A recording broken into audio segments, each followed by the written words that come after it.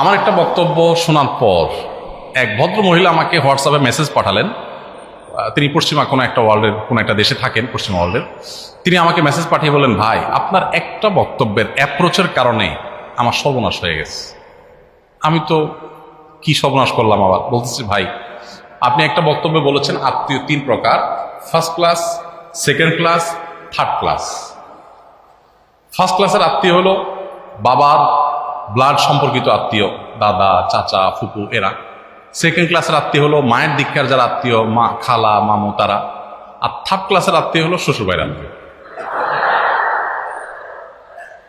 উনি আমাকে বললেন যে ভাই আপনার কথার সাথে আমার ভিন্ন মত নাই, আপনি কথা ঠিকই বলেছেন, বুঝতে পেরেছি আমি, মানে গুরুত্বের বিচার আপনি উল্লেখ করেছেন, প্রায়োরিটি আপনি ঠিক করেছেন, কিন্তু আপনার এই ল্যাঙ্গুয়েজটার কারণে আমার স্বামীটা এমনি আমার বাপের ভাইয়ের নামও শুনতে পারে না, সে এখন এই ওয়াজ সকাল বিকাল আমাকে শোনায়। তো আমি বললাম, খাইছি সর্বনাশ। বললাম আপনার স্বামীর সাথে কথা বলার স্কোপ থাকলে আমাকে সুযোগ করে দেন, তাকে তো অন্তত বলে আমি আমার অপরাধ বোধটাকে অন্তত কমাই। তো সত্যি বলতে তালাকের এই ইস্যুগুলো কেন এত কথা এই জন্য বললাম, ব্যাখ্যা দেওয়ার জন্য যে এই ইস্যুগুলোতে আসলে কোনো একজন আলেমের কাছে ডিটেইল বলে কনভারসেশন দিয়ে তারপর উত্তর নিতে হবে। আমি শুধু এটুকু বলবো, তালাক নিয়ে আমার অনেক আগ্রহের জায়গা আছে। আমি একটা লিফলেট তৈরি করেছি, সময়ের অভাবে চূড়ান্ত করতে পারছি না। এটা আমরা টার্গেট হলো লক্ষ লক্ষ কপি মানুষকে ফ্রি বিতরণ করব, তালাক সম্পর্কে সচেতনতা বৃদ্ধি করবার জন্য। আপনারা জানেন আমাদের সংসারগুলো সব ভেঙে খান খান হয়ে যাচ্ছে। প্রতিদিন তালাক, বিবাহ রেজিস্ট্রেশন যে হারে হয়, তালাক রেজিস্ট্রেশন সমহারে হচ্ছে। 100টা বিবাহ রেজিস্ট্রেশন হলে অলমোস্ট 100টার কাছাকাছি তালাক হচ্ছে। কোন জায়গায় চলে যাচ্ছি আমরা? আমি সবসময় বলি, দেখেন পশ্চিমারা আমাদের চাইতে জ্ঞানে, বিজ্ঞানে, টেকনোলজিতে, অবকাঠামোতে অনেক দিক থেকে তারা যদি আমাদের কাছ থেকে 500 বছর এগিয়ে থাকে, আমাদের পরিবার ব্যবস্থাপনা, পারিবারিক সৌন্দর্যে আমরা তাদের চাইতে 1000 বছর এগিয়ে আছি। ওদের অনেক কিছু নেওয়ার মতো আছে আমাদের, কিন্তু অনেক কিছু আছে যেগুলোতে ওরা আমাদের কাছে কাঙ্গাল। আমাদের এখানে স্বামী স্ত্রীকে যতটা ভালোবাসে ওরা এগুলো কল্পনা করতে পারে না। আমাদের অধপতনের পরও সন্তানের সাথে বাবা মায়ের যে বন্ডিং আছে এগুলো ওরা ভাবতেও পারে না। তো এই জায়গাটাতে একটা বড় সমস্যার জায়গা হলো কথায় কথায় তালাক হয়ে যাচ্ছে, আমাদের এই গৌরবের জায়গাটা শেষ হয়ে যাচ্ছে। সেজন্য তালাক সম্পর্কে সচেতনতা সৃষ্টি করতে হবে। আজকে যেই বার্তা আমি প্রশ্নকে সামনে রেখে দিতে চাই সেটা হলো, এমনভাবে তালাক দেওয়া যায়, স্বামী স্ত্রী পরস্পর বিচ্ছেদ হতে পারেন চাইলে, যেভাবে তালাক দেওয়ার পর 20 বছর 30 বছর পরও যদি আবার চান দুজন একত্রে সংসার করবেন, করতে পারেন, সে স্কোপ আছে। কিন্তু আমরা তালাক সেই পদ্ধতিতে দেই না। সেই পদ্ধতিটা হলো যে আপনি সুন্নাহ সম্মত ওয়েতে তালাক দিবেন। একটা পিরিয়ড পার হবে, পবিত্রতার সময় আসবে, সেই পবিত্রতার সময় আসার পর কোনো প্রকার ফিজিক্যাল রিলেশন করার আগে তালাক। কেন এতগুলো শর্ত সেই ব্যাখ্যা আমি যাব না এখন আর। এটা শুধু এটুকু নিশ্চিত করবার জন্য যে আপনি তালাকটা ঠান্ডা মাথায় দিচ্ছেন তো, বুঝে শুনে দিচ্ছেন তো। এটাকে এনশিওর করার জন্য এত সময় নিয়েছে ইসলাম, যে একটা লম্বা পিরিয়ড চলে যাবে, এরপরে পবিত্র হবে, তখন একে অন্যের প্রতি আকৃষ্ট থাকা সত্ত্বেও তালাক দিচ্ছেন, তার মানে এটা খুব ঠান্ডা মাথায় সুচিন্তিত ডিসিশন হচ্ছে। এটার জন্য শরীয়ত আপনাকে অনেক অপেক্ষা করতে বলছে, অনেকগুলো স্টেপ পার করতে বলেছে, তারপরে বলছে যদি দেন, ডিসিশন ফাইনাল করেন, একটা তালাক দিবেন, ব্যাস শেষ। একটা তালাক দেওয়ার পর 2 মাস 3 মাসের মধ্যে যদি আবার মনে হয় যে না আমরা একসাথে থাকতে পারি, ফাইন, বয়ে আছে। যদি মনে হয় না এভাবে পড়ে থাকেন, আর তালাক দেওয়ার দরকার নেই, 3 মাস পর অটোমেটিক সম্পর্ক ছিন্ন হয়ে যাবে। এবার দুজন দুই জায়গায় আপনি বিয়ে বসতে পারেন চাইলে, আর চাইলে যেভাবে খুশি সেভাবে থাকতে পারেন, সিঙ্গেলও থাকতে পারেন। আবার যদি মনে হয় 10 বছর 5 বছর পরে যে না আমরা আবার একত্রে থাকবো, সহজে আপনারা শুধুমাত্র আবার আকদের মাধ্যমে স্বামী স্ত্রী হিসাবে, অর্থাৎ আবার নতুন করে বিয়ের মতো আপনারা থাকতে পারেন। কোনো ঝামেলার বিষয় নাই, অন্য কোনো প্রসিডিউরের ব্যাপার নাই, খুবই সিম্পল একটা ব্যাপার। শুধুমাত্র মেনটেন করতে হবে যে আমরা যেনতেনভাবে তালাক দিব না। এখন যারা তালাক দেয় তারা 1 তালাক দেয় না, 3 তালাকও দেয় না। 3 তালাক এটা বহুত ওল্ড হয়ে গেছে, এখন 3000 তালাক দেয়। আগে শুধু স্ত্রীকে তালাক দিত, এখন স্ত্রী 14 গোষ্ঠীর নাম ধরে তালাক দেয়। মানে পশুত্ব, অমানবিকতা এবং আমাদের ওই যে আচরণ নিয়ে এত কথা কেন বললাম, আচরণের সৌন্দর্য হারাতে হারাতে এমন একটা পর্যায়ে চলে গেছে যে আমরা এখন ভয়ঙ্কর একটা জায়গায় চলে গেছি। এই জন্য যারা বিবাহ করবেন অথবা যারা বিবাহিত আছেন তাদেরকে বলবো, আল্লাহর ওয়াস্তে স্বামী স্ত্রী ঝগড়া লেগেছে, মনোমালিন্য হয়েছে, পারলে একটা ঘুষি দিয়ে দেন, তালাক দিয়ে না। ঘুষি দিয়ে আবার আইনের হাতে সুপর্দ হলে আমার কথা বলেন না, ওইটা আপনি ব্যাকআপ রেখে আপনারটা আপনি দিয়েন।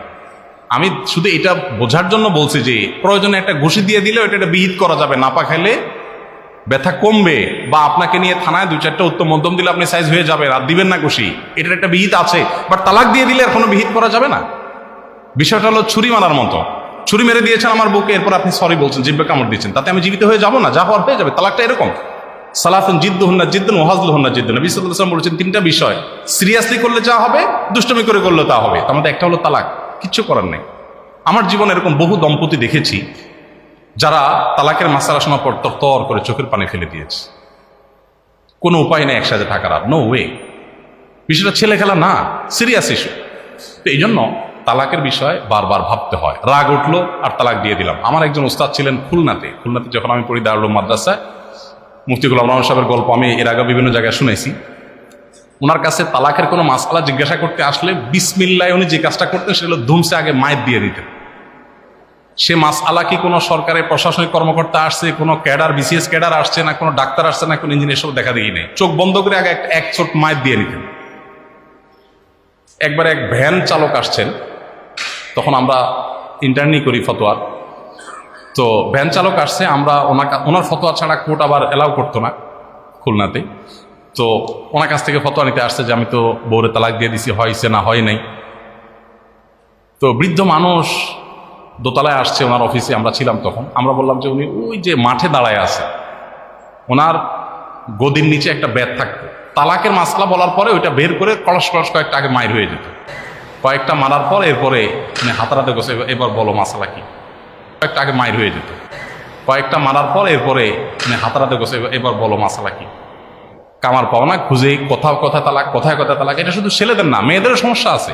মেয়েদের এত খুশি হয়ে লাভ নেই। কোথায় কথা বাপের বাড়ি চলে যাবে না, তোমার সাথে থাকা যায় না, কিভাবে সংসার করা যায় নাকি? হ্যাঁ, 100 বার যায় না। মানে মিউচুয়াল আন্ডারস্ট্যান্ডিং, সবর এবং শকর ছাড়া দাম্পত্য সম্পর্ক কখনো টিকে রাখা সম্ভব না। দুজন মানুষ, দুই ফ্যামিলির হাজারো বিষয়ে সমস্যা হবে, সবর করতে হবে। আমি মেয়েদেরকে বিশেষ করে বলি, পশ্চিমারা আপনাদেরকে উস্কাবে, আরে কেন তার কথা মানতে হবে, আরে বাদ দাও, তুমি স্বাধীন, তুমি কি না পারো, তুমি সলভেন্ট, তুমি স্বাবলম্বী।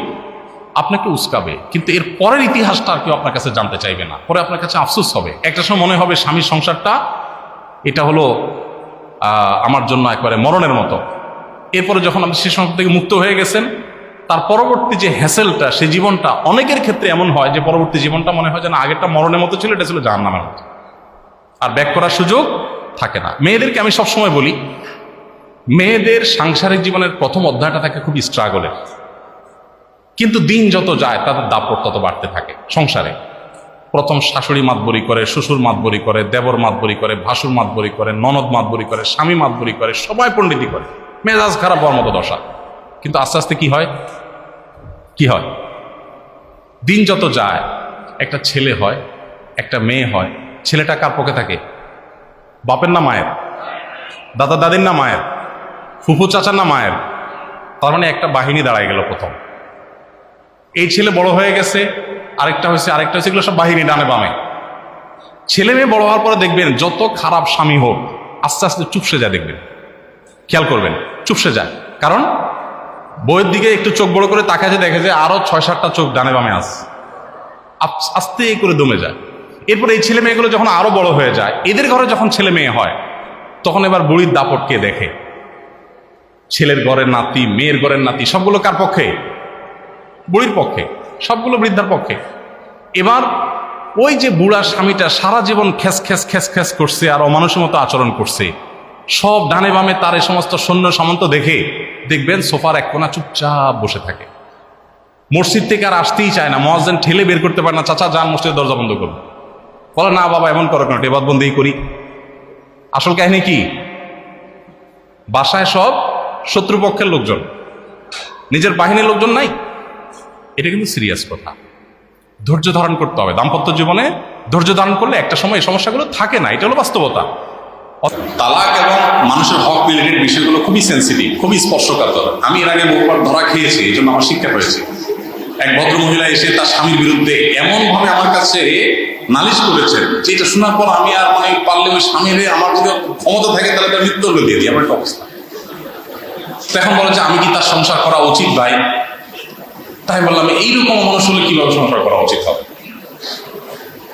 তো যাই হোক, আমার পরামর্শ, আমি তো খুব কাট পরামর্শ সাধারণত এই সমস্যার ক্ষেত্রে দেই না, তারপরে যেটুকু দিয়েছি আমার ইঙ্গিতের কথার কারণেই ভদ্র মহিলা মোটামুটি ওই ভদ্রলোকের ভাত খাওয়া বন্ধ করার ডিসিশন নিয়ে স্টেপ নেওয়া শুরু করেছে। সামহাও সে ভদ্রলোক কোনোভাবে জানতে পেরেছেন এই যে ভদ্র মহিলা আমার কাছ থেকে উত্তর নিয়ে এই আকামটা করতে যাচ্ছে।